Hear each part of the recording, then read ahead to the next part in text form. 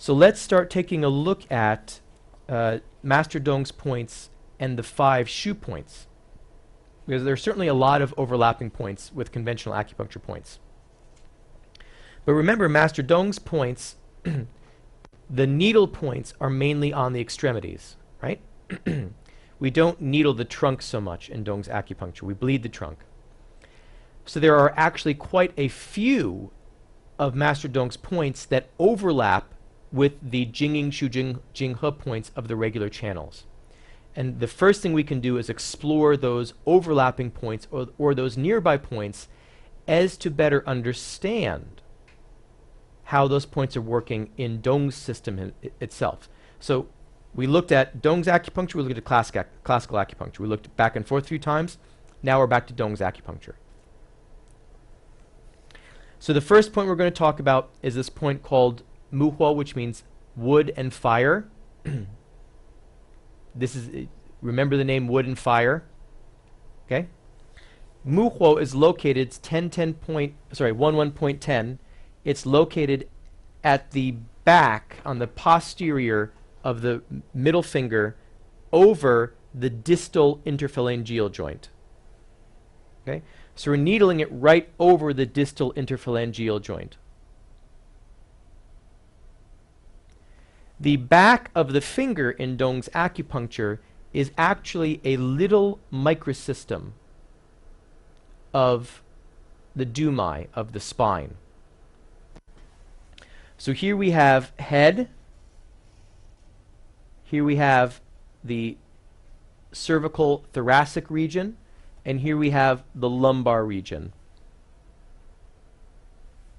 So these points, 11.11 for example, Feishin, is used to treat neck problems. 11.09 Xinxi is used to treat scapular problems. 11.12 Arjiaoming and 11.13 Dan are used to treat problems of the lower back. Dan is used to treat problems of fear states as well, because it's rooted within kidney. Now Mu Huo is a point in Dong's acupuncture, as we can see, that is traditionally used to treat problems of basically post-stroke problems. So the main indication is hemiplegia.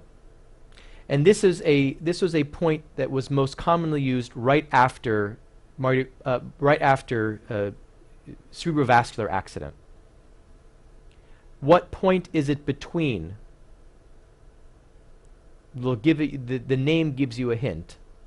Mu and Huo. What channel are we on? What actual channel is the middle finger? This is the pericardium channel.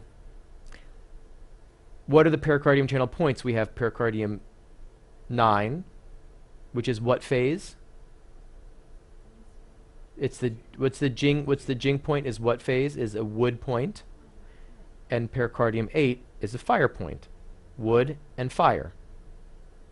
So we're between the wood point and fire point.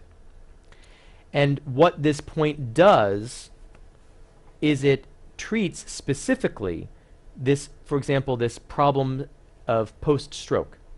If someone is having problems of consciousness, if someone is having problems of hemiplegia, what is this? This is a problem where the person, again, is stuck in winter. This is the person that you found on the ground and can't moving. Or even if they're awake, they can't move. Half of their body is stuck in winter. So it's appropriate to use a point that is near or in the vicinity of a Jingwell point. So in the small microsystem here, it's pretty close to the Jingwell point, but it relates to like the head. This is the head, neck, and lumbar. But in fact, all the Jingwell points relate to the head, right? Because the tips of the fingers is like do 20. It's the top of the body. Now here's a quiz. Ready? Here's your little quiz. What needle technique do we use when we have loss of consciousness on the Jingwell points? I gave you a hint by what I what I just did. Yeah, we bleed them. Usually for like restoring consciousness, you don't say, okay, let's put the needle in the Jingwell point and wait. We prick them to bleed. What's the tissue needling for bloodletting? What organ does bloodletting directly affect?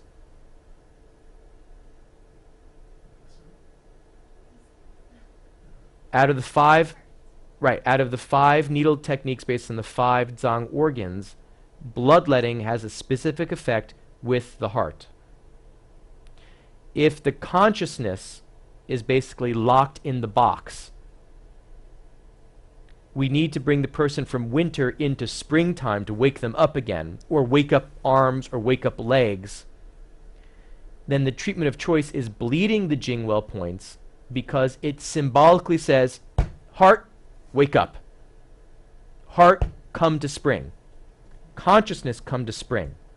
Blood, don't be stagnant, start moving. That's the image of the needle technique. So Muhuo, even though Muhuo isn't specifically bled in Dong's acupuncture, this point is a point that has this affinity almost like a Jingwell point, in that it has this moving and awakening function, especially when we have this stroke, when we have hemiplegia, when we have paralysis. Right? That's Muhuo.